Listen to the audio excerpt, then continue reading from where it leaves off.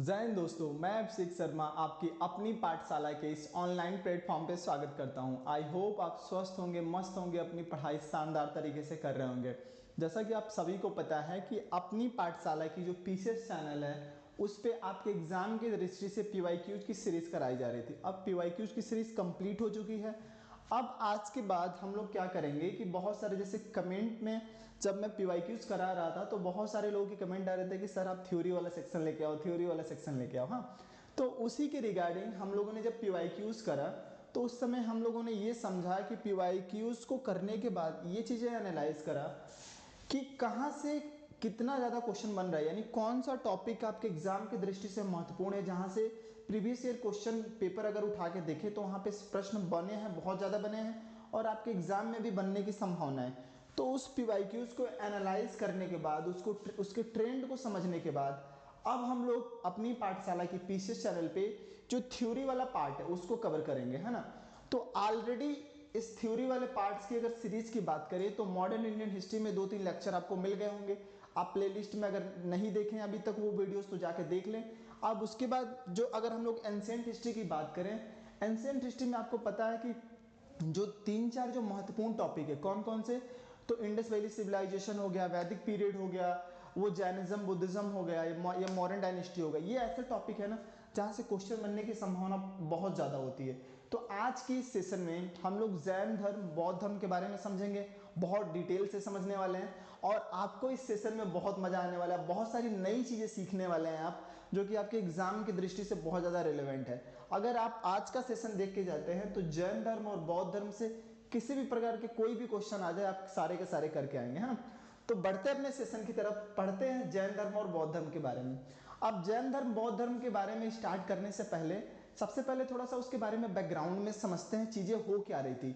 यानी जैन धर्म बौद्ध धर्म, यानी जब हम लोग हिस्ट्री पढ़ते हैं तो एक चीज मैं बता दूं कि कोई भी मतलब हिस्टोरिकल इवेंट होता है, कोई भी घटना घटित होती है तो उसके पीछे कुछ कारण होते हैं। वो महत्वपूर्ण कारण कौन कौन से थे, कि ऐसा कौन कौन से फैक्टर्स थे जिनके कारण जैन धर्म और बौद्ध धर्म क्या हो गया, समाज में एक नए धर्म के रूप में उभर कर आया, है ना। तो अब उनके कारणों की अगर हम लोग चर्चा करें तो यहाँ पे जो 3-4 जो महत्वपूर्ण कारक थे जिनके कारण जैन धर्म और बौद्ध धर्म समाज में एक नए धर्म के रूप में उभर कर आए हैं। तो पहला कारण के रूप में देख पाएंगे कि वैदिक धर्म, जो वैदिक कर्म कांड थी उसमें जटिलता आ गई। आपको पता है कि समय के साथ जब चीज़ें परिवर्तित नहीं होती हैं, जब चीज़ें इंप्रूव नहीं होती है, जब उसमें ठहराव आ जाता है तो वो क्या होती है, वो विनाश का कारण बनता है।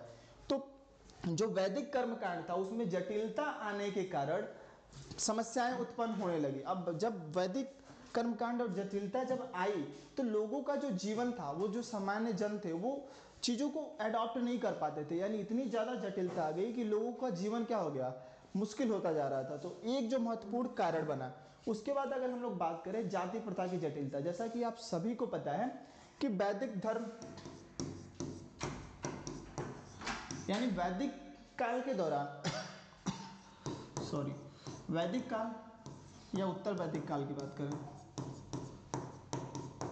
उत्तर वैदिक काल, तो वैदिक काल के दौरान तो ये जो जाति आधारित व्यवस्था है वो नहीं थी, है ना। यानी वैदिक काल में ये नहीं थी। लेकिन उत्तर वैदिक काल में अगर हम लोग बात करें तो जो जन्म के आधार पे, किसके आधार पे, जन्म के आधार पे, जन्म के आधार पे जो जातीय व्यवस्था का यहाँ पे निर्माण हुआ, यानी क्या था, यानी वर्ण का विभाजन जो हुआ कि जन्म के आधार पे, यानी ब्राह्मण के घर में कोई लड़का पैदा होता है तो वो ब्राह्मण कहा जाएगा, क्षत्रिय के घर में कोई लड़का पैदा होता है तो वो क्षत्रिय कहा जाएगा, है ना। तो ये चीजें क्या किया, समाज में एक जटिलता लेके आया, जिसके कारण क्या हो गया, समाज का डिवीजन दिखता है और इसका आगे चल के कहीं ना कहीं भारतीय समाज को बहुत बड़ा नुकसान देखने को मिला, है ना।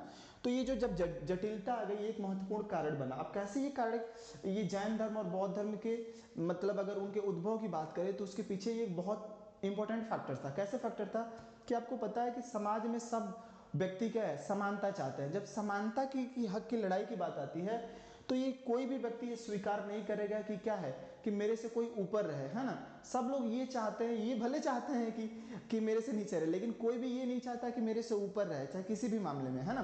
तो जब ये डिवीजन जब हो गया तो उस समय क्या हुआ कि जो जो क्या कहते हैं, जो डिवीजन था, जैसे आपको पता है ब्राह्मण, क्षत्रिय, वैश्य, शूद्र, तो बाकी की जो थी यानी वैश्य और जो शूद्र थे उनके लिए क्या है, चीज़ें मुश्किल होती गई। जब चीज़ें मुश्किल होती गई तो क्या था, उनके सामने एक ऑप्शन के रूप में, यानी जैन धर्म और बौद्ध धर्म एक ऑप्शन के रूप में दिखा, है ना।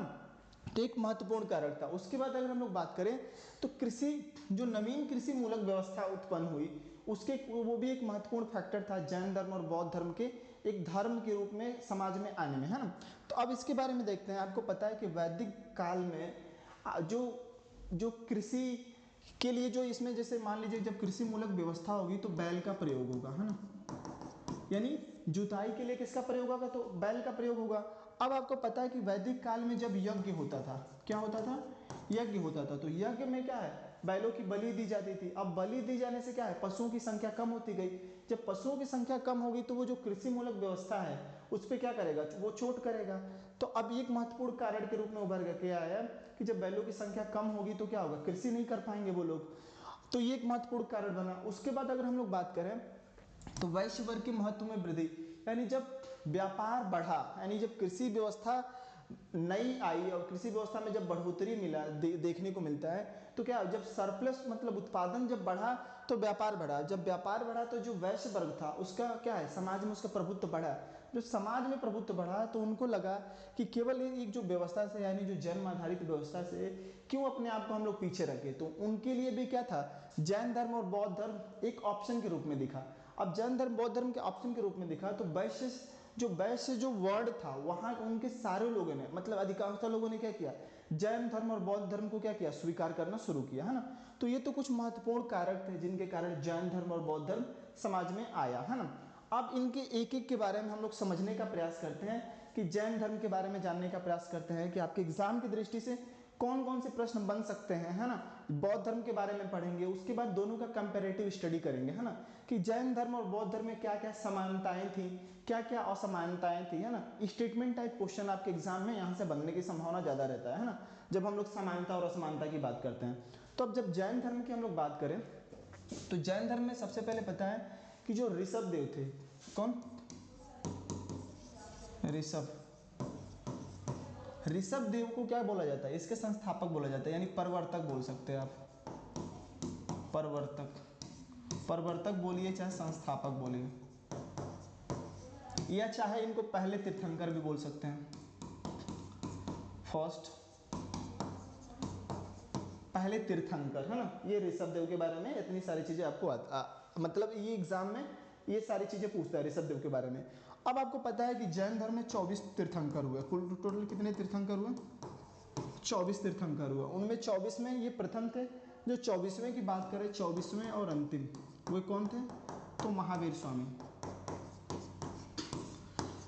स्वामी। इनको जैन धर्म का वास्तविक संस्थापक भी बोला जाता है, वास्तविक प्रवर्तक भी बोला जाता है। अब इसके बाद क्या करें कि आपको पता है 24 तीर्थंकर हुए थे। उन 24 तीर्थंकर में आपको सबको नहीं याद रखना है, कुछ जो महत्वपूर्ण है उनको याद रखना है। किनको याद रखना है, जैसे जो 22वें तीर्थंकर थे 23वें सॉरी जो 23वें तीर्थंकर थे पार्श्वनाथ, इनके बारे में आपको याद रखना है। उसके बाद नेमिनाथ का नाम आता है,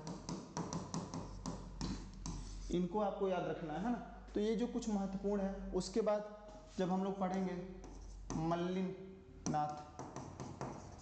मल्लिनाथ, ये ऐसे तीर्थंकर है जिनसे आपके एग्जाम में प्रश्न बनने की संभावना ज़्यादा है ना।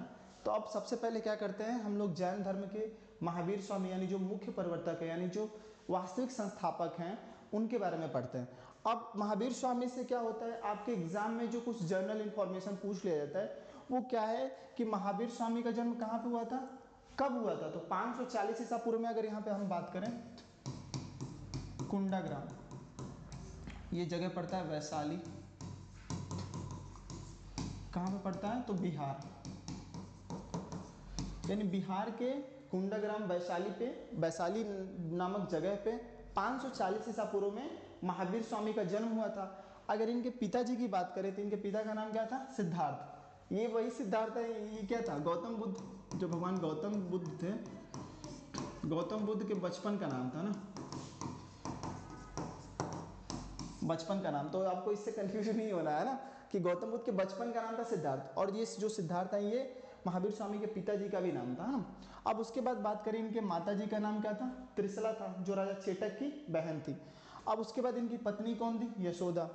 इन्होंने गृह त्याग 30 वर्ष की उम्र में इन्होंने गृह त्याग किया, और 12 वर्ष के बाद, कितने वर्ष के बाद, यानी 12 वर्ष के बाद, यानी जब ये 42 वर्ष के हुए तो जराम्बिक ग्राम के पास में रिजुपालिका नदी के पास, कहाँ पे, इनको क्या हो गया, इनको ज्ञान की प्राप्ति हो गई, इनको ज्ञान की प्राप्ति हो गई। जब इनको ज्ञान की प्राप्ति हुई तो इन्होंने, बोला जाता ना इसको कैवल्य धारण करना, तो ये कैवल्य धारण करना या चाहे जीन, ये सब वर्ड आपने सुना होगा, जीन, ज्ञान प्राप्ति के बाद इन्होंने ये 2 टाइटल धारण किया।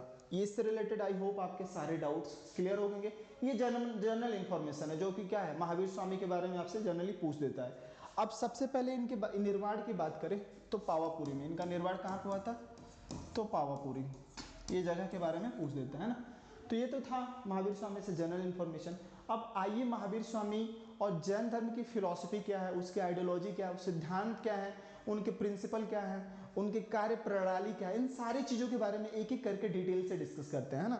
तो अगर हम लोग जैन धर्म के 5 अणुव्रत या महाव्रत की बात करें, है ना, तो ये 5 महाव्रत कौन थे, तो अहिंसा, यहाँ पे चेंज मैं कर लेता हूँ, अहिंसा, सत्य, अपरिग्रह, असत्य, ये जो शुरुआत के जो 4 हैं यहाँ पे आप देख पा रहे होंगे, है ना, ये किनके द्वारा जोड़ा गया था, तो ये पार्श्वनाथ,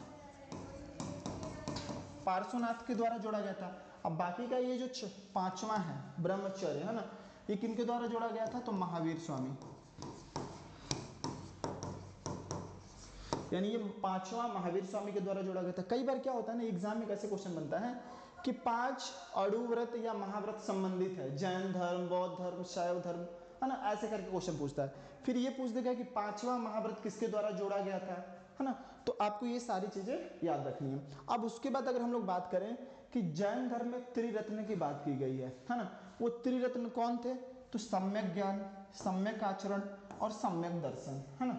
यहाँ पे सम्यक वर्ड से मतलब क्या होता है कि सम्यक वर्ड से होता है, सम्यक जो आपका यहाँ पे वर्ड है, सम्यक का मतलब होता है अच्छी, अच्छा वर्ड से मतलब इन द सेंस कि अच्छी ज्ञान, अच्छा आचरण और अच्छा दर्शन, है ना।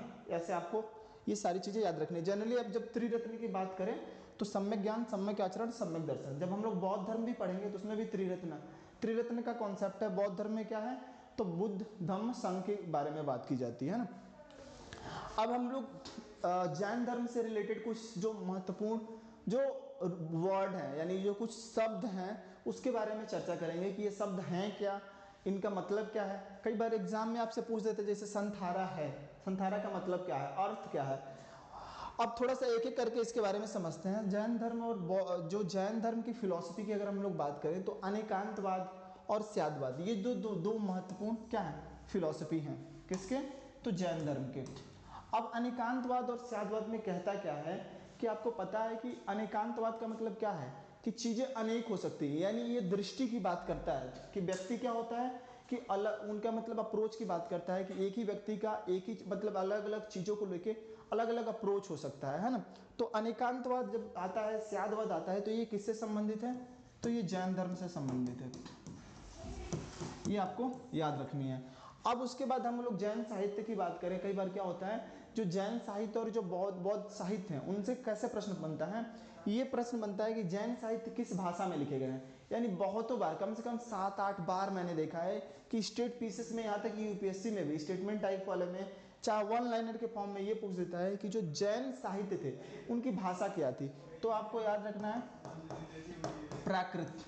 कई बार प्राकृत ना आए तो आपको अर्ध मगधी याद रखना है, क्या, अर्ध मगधी। हाँ, अब ऐसे याद रख सकता है ना कि जैन धर्म के जो लोग थे वो क्या थे, वो प्रकृति से बहुत प्रेम करते थे, यानी प्रकृति में जो भी जीव जंतु हैं उनसे बहुत प्रेम था इनका। अब जब प्रकृति से प्रेम करेगा तो ऐसा याद रख सकते हैं कि इनकी जो भाषा थी क्या थी, प्राकृत थी।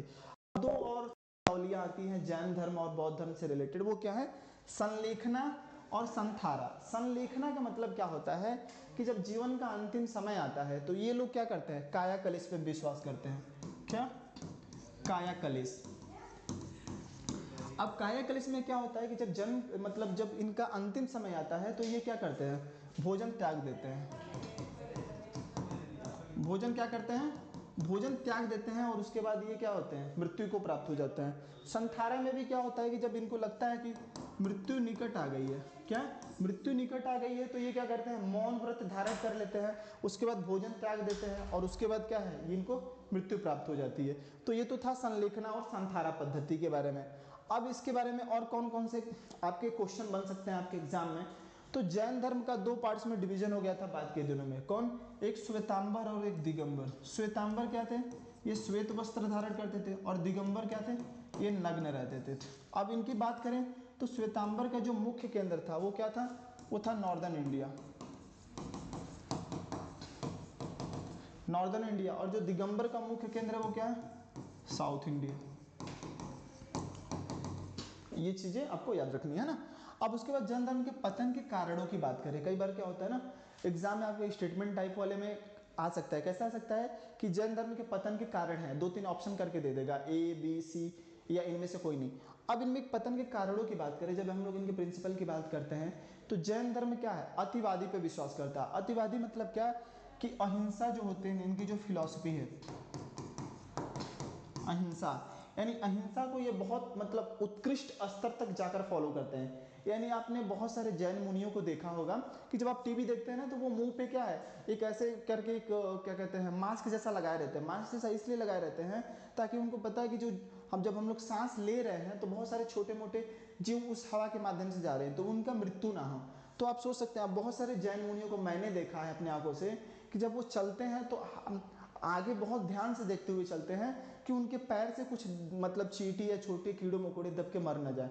तो आप सोच सकते हैं कि वो अहिंसा को कितना ज़्यादा फॉलो करते हैं। इसी के साथ जब अहिंसा को फॉलो करेंगे तो ये जो जैन समाज है वो कृषि से दूर होती चली गई है ना, जो कृषि व्यवस्था से दूर होती चली गई। यानी जो आज का भी जो जैन समाज है, इनका अगर देखेंगे कि किस मतलब क्षेत्र में इनकी भागीदारी ज़्यादा है, तो ये व्यापार में ज़्यादा, इनका व्यापार में प्रतिनिधित्व बहुत ज़्यादा है ना।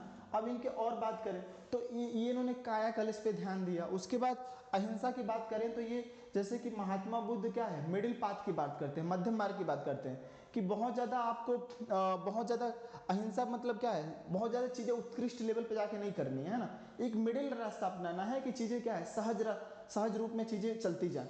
लेकिन अगर जैन धर्म की बात करें तो ये क्या था, अतिवादी बोल सकते हैं। यानी जो चीज़ें जैसे अहिंसा है तो उसको लेके बहुत ज़्यादा उत्कृष्ट लेवल तक जाता था।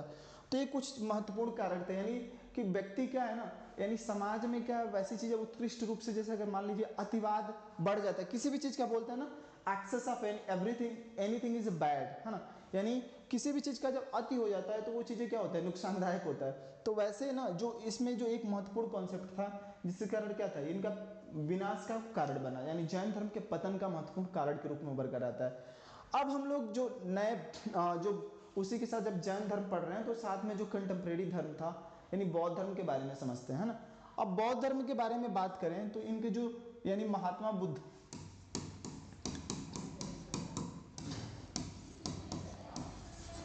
बुद्ध से जो सामान्य प्रश्न आपके एग्जाम में पूछ लिए जाते हैं वो कौन से प्रश्न हैं, तो सबसे पहले ये कि 563 ईसा पूर्व में इनका जन्म हुआ था। कहाँ पे जन्म हुआ था, तो लुम्बिनी में इनका 563 ईसा पूर्व में जन्म हुआ था। इनके पिताजी का नाम शुद्धोधन था और माता, इनकी जो माता थी वो माया देवी थी। जन्म के कुछ समय बाद, जन्म के उपरांत इनकी जब मृत्यु हो गई, क्या हो गई, तो इनकी जो मौसी थी, कौन, प्रजापति गौतमी,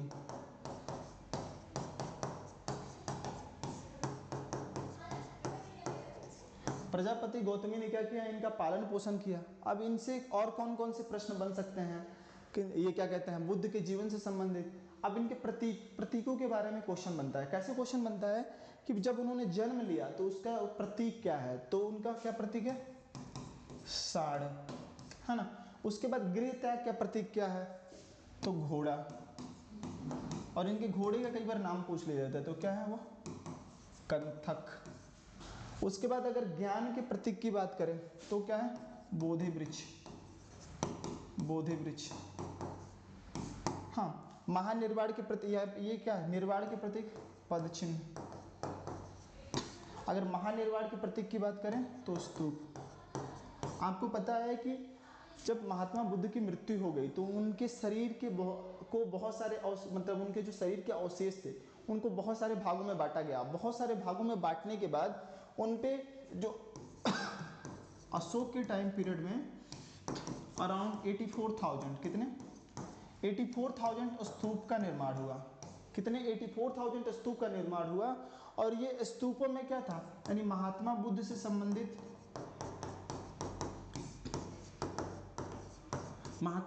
संबंधित वस्तुएं रखी जाती थी या महात्मा बुद्ध के अंग के कुछ अवशेष रखे जाते थे।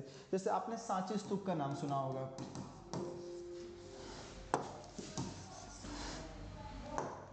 सांची स्तूप का नाम सुना होगा, सांची स्तूप। सारनाथ स्तूप का नाम सुना होगा। हाँ, तो ये सारे कुछ महत्वपूर्ण स्तूप थे जिनको बाद के दिनों में ये तो अशोक के द्वारा बनवाया गया था। लेकिन जब पुष्यमित्र शुंग जब शासक बना तो उसने क्या किया, अशोक के द्वारा जो अधिकांशतः जो स्तूप बनवाए गए थे उनको अधिकांशतः को नष्ट कर दिया। लेकिन आज भी जब आप बनारस में जाएंगे तो ये सारनाथ स्तूप देख सकते हैं। उसके बाद आप मध्य प्रदेश में जाएंगे तो सांची स्तूप देख सकते हैं। ऐसे ही भारत के अलग अलग हिस्सों में कुछ कुछ आज भी वो जो स्तूप बनाए गए थे उसके अवशेष अभी भी देखने हैं। मतलब अगर आपको देखना है तो आप वहाँ पे जाके देख सकते हैं ना। उसके बाद अगर हम लोग बात करें कि ये दो शब्दावलियाँ आती है, एक तो महाभिनिष्क्रमण और उसके बाद महापरिनिर्वाण। ये महाभिनिष्क्रमण का मतलब क्या होता है कि जब इन्होंने गृह त्याग किया तो गृह त्याग की जो घटना है उसको बौद्ध धर्म में क्या बोलते हैं, तो महाभिनिष्क्रमण बोलते हैं।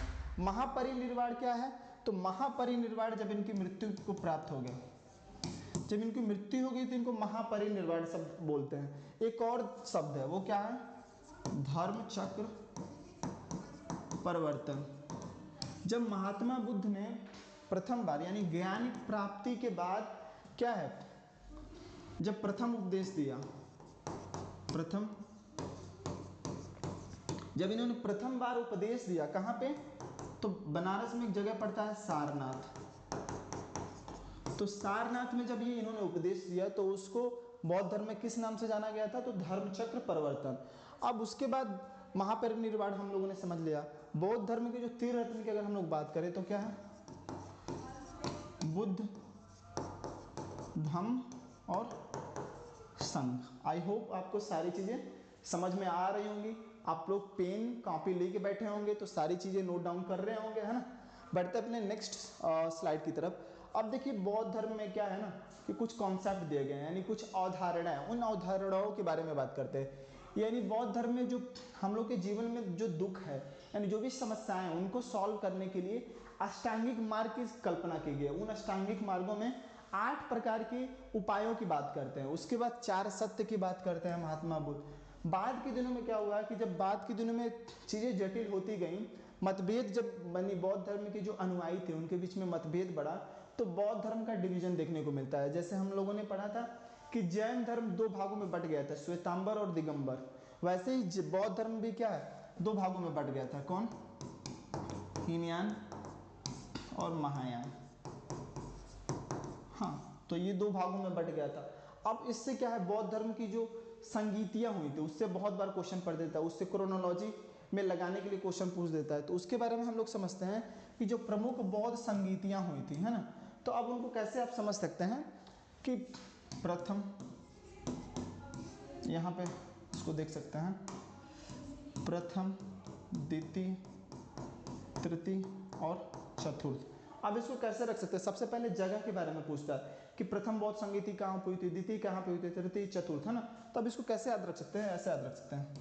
रा, यहाँ पे इसको ऐसे देख लें, रा व पाकू, रा व पाकू, यानी र से राजगिरी, व से वैशाली, प से पाटलिपुत्र, और क से कुंडलवन, कश्मीर। हाँ, तो ये तो क्या था कि पहली जो बौद्ध संगीति हुई थी वो राजगिरी में हुआ था, दूसरी बौद्ध संगीति वैशाली में हुआ था, और तीसरी बौद्ध संगीति पाटलिपुत्र में, और चतुर्थ कुंडलवन, कश्मीर में। ये तो था ट्रिक, जैसे कि रा व पाकू। अब जैसे क्रोनोलॉजी आर्डर में अगर सीक्वेंस लगाना है तो आप ऐसे लगा सकते हैं। अब ये पूछता है कि किसके टाइम में क्या हुआ था, तो जो पहला हुआ था वो किसके टाइम में हुआ था, अजातशत्रु, और उसके बाद कालाशोक, अक, ये पाटलिपुत्र कब हुआ था, तो ये अशोक के टाइम पीरियड में हुआ था, और ये किसके टाइम में, तो कनिष्क के टाइम पीरियड में, है ना। ये बौद्ध संगीतियाँ हुई थी, तो बौद्ध संगीतियों से बहुत बार क्वेश्चन बनता है। आई होप आपको ये सारी चीज़ें समझ में आ गए होंगे। कई बार क्या होता है, ये पूछ देता है, उसका डेट पूछ देता है, तो ये डेट उतना ज़्यादा इंपॉर्टेंट नहीं है जितना कि ये इंपॉर्टेंट है कि कहाँ पे हुआ था और किस राजा के टाइम पीरियड में हुआ था, है ना। तो आई थिंक आपको बौद्ध धर्म और जैन धर्म बहुत अच्छे से क्लियर हो गया होगा। आप लोग साथ लास्ट तक समय बनाए रखे, यानी सेशन में जुड़े रहे, इसके लिए आपको बहुत बहुत धन्यवाद। ऐसे ही अपनी पढ़ाई जारी रखिए, और दिवाली और बहुत सारी त्यौहार आए हैं, तो त्यौहार का भी मजा लेना जरूरी है, लेकिन साथ में अपनी पढ़ाई को भी ध्यान रखिए। मिलते हैं नेक्स्ट सेशन में, तब तक के लिए जय हिंद दोस्तों।